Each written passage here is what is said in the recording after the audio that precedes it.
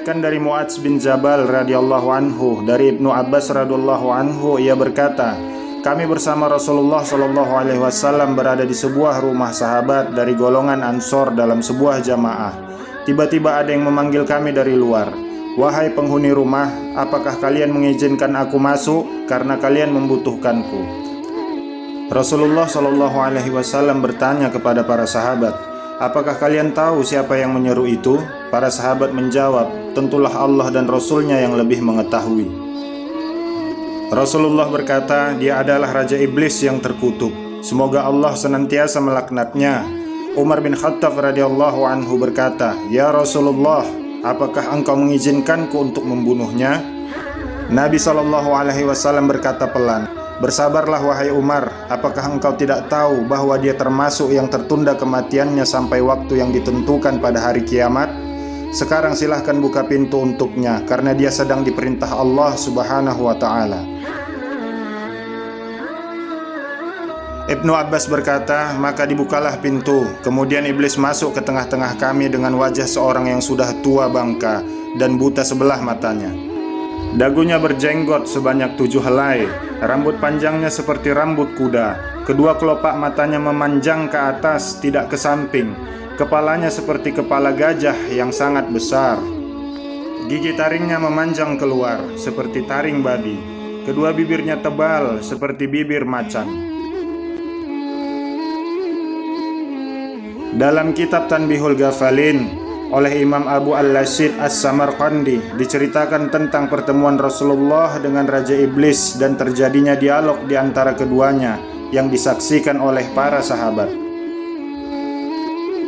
Allah subhanahu wa ta'ala telah memerintahkan seorang malaikat menemui iblis supaya dia menghadap Rasulullah sallallahu alaihi wasallam untuk memberitahukan segala rahasianya, baik yang disukai maupun yang dia benci. Inilah cara Allah subhanahu wa ta'ala untuk meninggikan derajat Nabi Muhammad sallallahu alaihi wasallam dan juga sebagai peringatan dan perisai kepada umat manusia. Maka malaikat itu pun berjumpa dengan iblis dan berkata, hai iblis, bahwa Allah yang maha mulia dan maha besar memberi perintah kepadaku untuk memerintahkanmu menghadap Rasulullah sallallahu alaihi wasallam. Hendaklah engkau buka segala rahasiamu, dan apapun yang ditanya Rasulullah, hendaklah engkau jawab dengan sebenar-benarnya.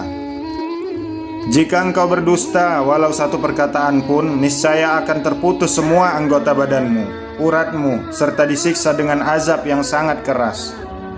Mendengar ucapan malaikat yang dahsyat itu, iblis sangat ketakutan. Maka segeralah dia menghadap Rasulullah sallallahu alaihi wasallam. Setelah sampai di dekat Rasulullah, iblis pun memberi salam sehingga 3 kali, tetapi tidak juga dijawab oleh Rasulullah sallallahu alaihi wasallam. Maka iblis menjawab sendiri salamnya dengan ucapan alaihi laknat, aku makhluk terkutuk. Iblis berkata, ya Rasulullah, mengapa engkau tidak menjawab salamku? Bukankah salam itu sangat mulia di sisi Allah? Maka jawab Nabi dengan marah, hai musuh Allah, kepadaku engkau ingin menunjukkan kebaikan? Janganlah mencoba menipuku sebagaimana kau tipu Nabi Adam alaihissalam sehingga keluar dari surga. Habil mati teraniaya dibunuh Kabil dengan sebab hasutanmu. Nabi Ayub engkau tiup dengan asap beracun ketika sedang sujud kepada Allah sehingga dia sengsara beberapa lama. Nabi Daud dengan perempuan Uria. Nabi Sulaiman meninggalkan kerajaannya karena engkau menyamar sebagai istrinya, dan begitu juga beberapa anbiya dan pendeta yang telah menanggung sengsara akibat hasutanmu. Hai iblis, sebenarnya salam itu sangat mulia di sisi Allah Azza wa Jalla. Hanya salammu saja yang aku tidak hendak menjawabnya karena diharamkan Allah. Aku sangat mengenalmu, engkau iblis, raja segala iblis, syaitan dan jin yang menyamar diri. Apa kehendakmu datang menemuiku? Iblis pun ketakutan dan berkata, ya Nabi Allah, janganlah engkau marah, karena engkau adalah khatamul anbiya, maka dapat mengenaliku. Kedatanganku karena diperintah Allah untuk memberitahu segala tipu dayaku terhadap umatmu dari zaman Nabi Adam hingga akhir zaman. Ya Nabi Allah, setiap apa yang engkau tanya, aku bersedia menerangkan satu persatu dengan sebenarnya. tiadalah aku berani menyembunyikannya. Maka iblis pun bersumpah menyebut nama Allah dan berkata, "Ya Rasulullah, sekiranya aku berdusta sepatah kata pun, niscaya hancur leburlah badanku menjadi abu." Mendengar sumpah iblis itu, Nabi pun tersenyum dan berkata dalam hatinya, "Inilah satu peluangku untuk mensiasati segala perbuatannya, agar didengar oleh sekalian sahabat yang ada di majelis ini dan menjadi perisai kepada seluruh umatku." Rasulullah bertanya, "Hai iblis, siapakah sebesar-besar musuhmu dan bagaimana aku terhadapmu?" Jawab iblis, "Ya Nabi Allah, engkaulah musuhku yang paling besar di antara segala musuhku di muka bumi ini." Maka Nabi pun memandang wajah iblis dan iblis pun menggeletar karena ketakutan. Sambung iblis, "Ya khatamul anbiya, adapun aku dapat merubah diri seperti sekalian manusia, binatang, dan lainnya hingga rupa dan suara tidak berbeda, kecuali dirimu saja yang tidak dapat aku tiru karena dicegah oleh Allah. Kiranya aku menyerupai dirimu, maka terbakarlah diriku menjadi abu." Rasulullah bertanya lagi, "Hai iblis, bagaimana perbuatanmu kepada makhluk Allah?" Iblis berkata, "Adalah satu kemajuan perempuan yang meregangkan kedua pahanya kepada laki-laki yang bukan suaminya, membuka setengahnya hingga mengeluarkan benih yang salah sifatnya. Aku goda semua manusia supaya meninggalkan sholat, berbuat durhaka, dan aku lalaikan mereka dengan harta benda emas, perak, permata, rumahnya, tanahnya, ladangnya, supaya hasilnya dibelanjakan ke jalan yang haram. Demikian juga ketika pesta yang bercampur antara lelaki dan perempuan. Di sana aku lepaskan sebesar-besar godaan supaya hilang peraturan dan meminum arak. Apabila terminum arak itu, maka hilanglah akal, fikiran dan malunya. Lalu aku ulurkan tali cinta antar keduanya dan terbukalah beberapa pintu maksiat yang besar. Aku bisikkan perasaan hasad, dengki hingga kepada pekerjaan jinah. Apabila mereka teringat akan salah, mereka lalu hendak bertaubat dan berbuat amal ibadah. Aku rayu mereka supaya mereka tidak melakukannya. Bertambah keras aku goda supaya mereka melakukan maksiat dan mengambil istri orang. Bila kena goda hatinya, datanglah rasa ria, takabur, megah, sombong, dan melengahkan amalnya. Bila pada lidahnya, mereka akan gemar berdusta, mencela, dan mengumpat. Demikian aku goda mereka setiap saat. Rasulullah bertanya lagi, "Hai iblis, mengapa engkau bersusah payah melakukan pekerjaan yang tidak mendatangkan faedah, bahkan menambah laknat yang besar serta siksa yang besar di neraka yang paling bawah?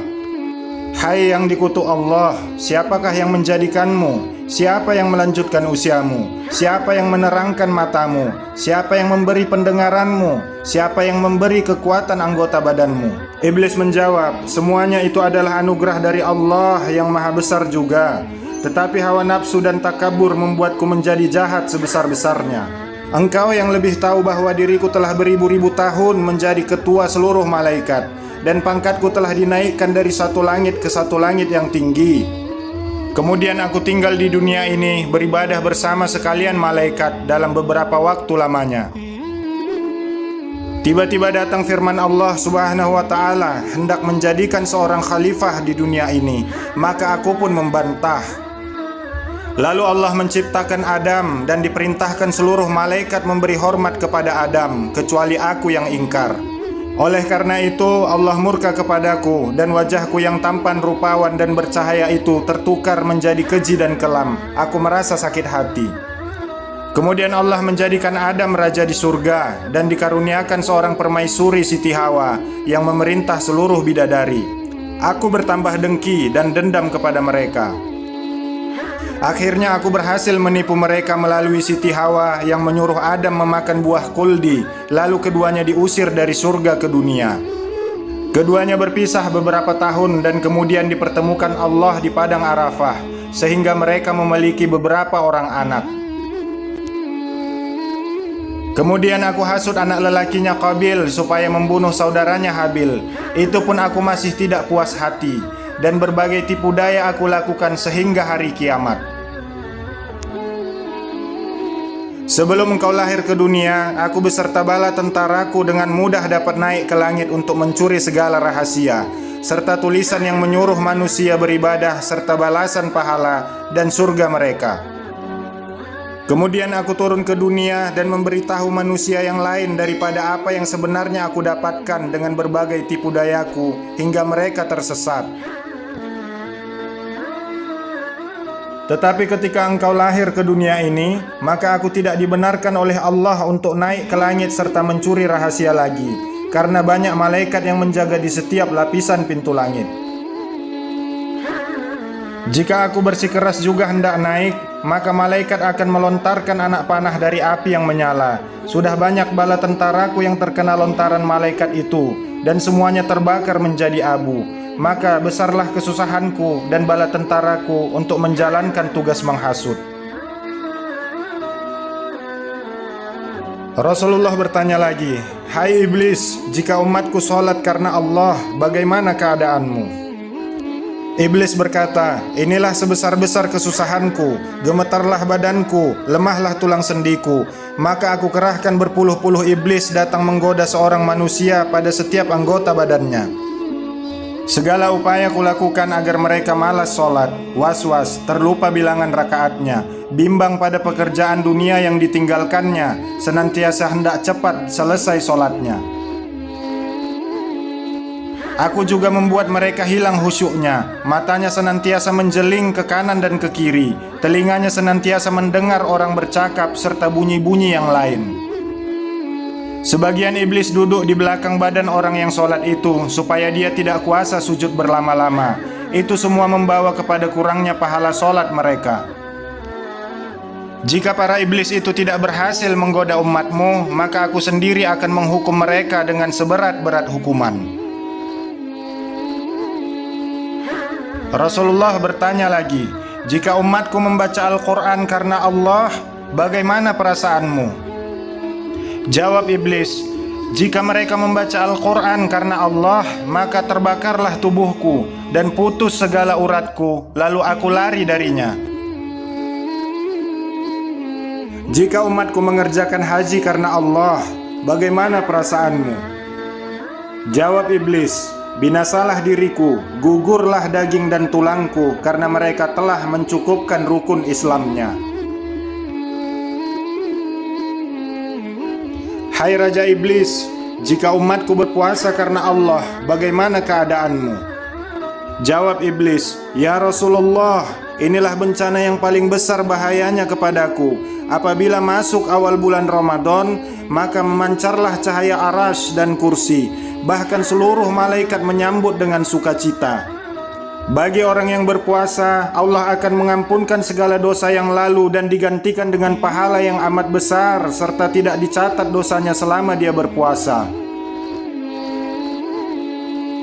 Yang menghancurkan hatiku ialah segala isi langit dan bumi, yakni malaikat, bulan, bintang, burung dan ikan-ikan, semuanya siang malam mendoakan ampunan bagi orang yang berpuasa.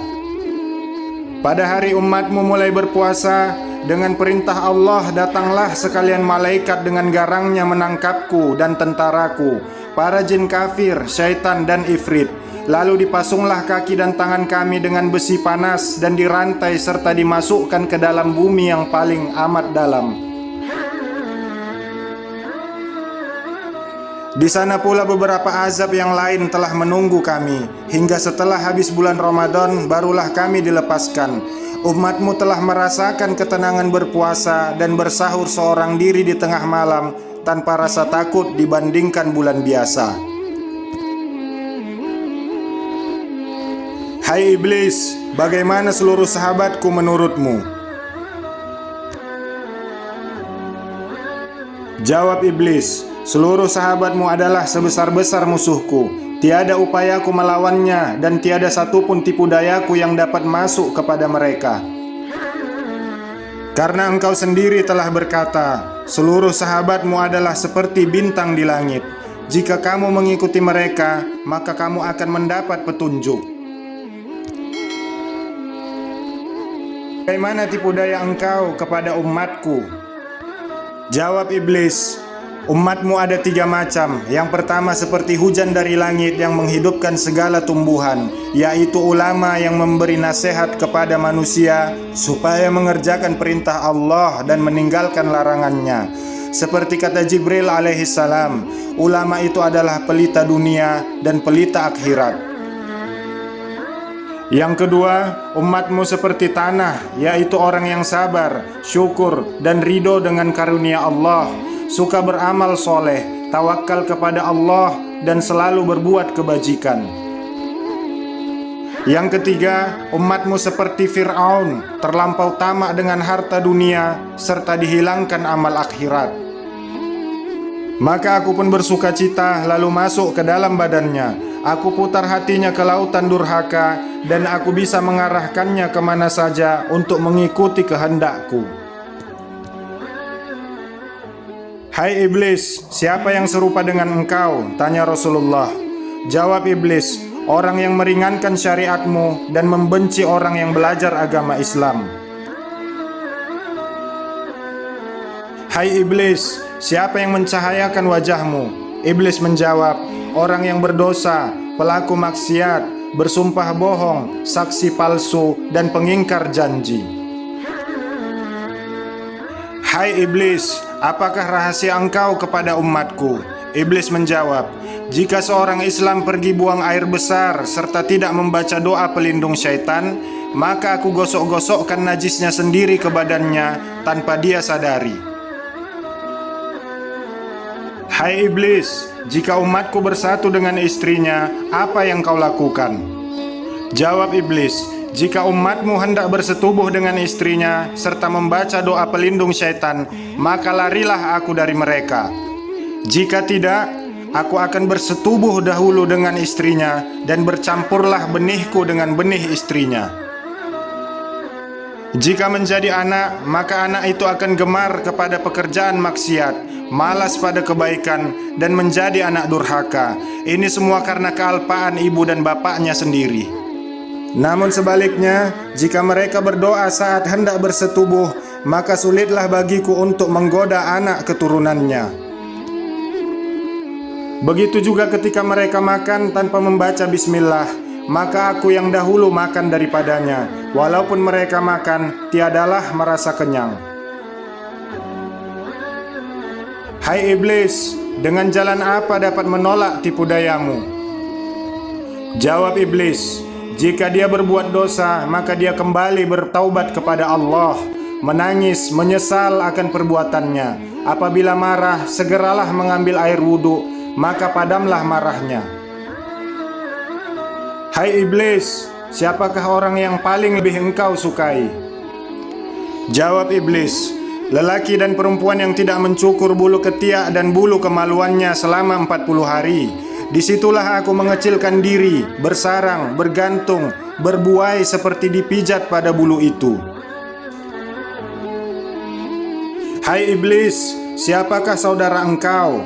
Jawab iblis, orang yang tidur telungkup, orang yang matanya terbuka di waktu subuh tetapi menyambung tidur lagi. Lalu aku lenakan dia hingga terbit fajar. Demikian juga pada waktu zuhur, asar, maghrib, dan isya. Aku beratkan hatinya untuk sholat. Hai iblis, apakah jalan yang membinasakan dirimu? Jawab iblis, orang yang banyak menyebut nama Allah, bersedekah dengan tidak diketahui orang banyak, banyak bertaubat, banyak tadarus Al-Quran, dan sholat tengah malam. Hai iblis, apakah yang memecahkan matamu? Jawab iblis, orang yang duduk di dalam masjid serta beriktikaf di dalamnya. Apalagi yang memecahkan matamu, wahai iblis? Jawab iblis, orang yang taat kepada ayah ibunya, mendengar kata-kata mereka, membantu makan dan pakaian mereka selama hidup, karena engkau telah bersabda, sesungguhnya surga itu di telapak kaki ibu. Demikianlah yang terjadi ketika Rasulullah SAW berhadapan dengan sang raja iblis di depan para sahabat. Semoga kisah ini dapat menambah ilmu dan menambah ketaatan kita kepada Allah Subhanahu wa Ta'ala. Terima kasih segala perhatian. Mohon maaf atas segala kesilafan. Subhanakallah wa bihamdika asyhadu an la ilaha illa anta astaghfiruka wa atubu ilaik. Walhamdulillahi rabbil alamin. Assalamualaikum warahmatullahi wabarakatuh.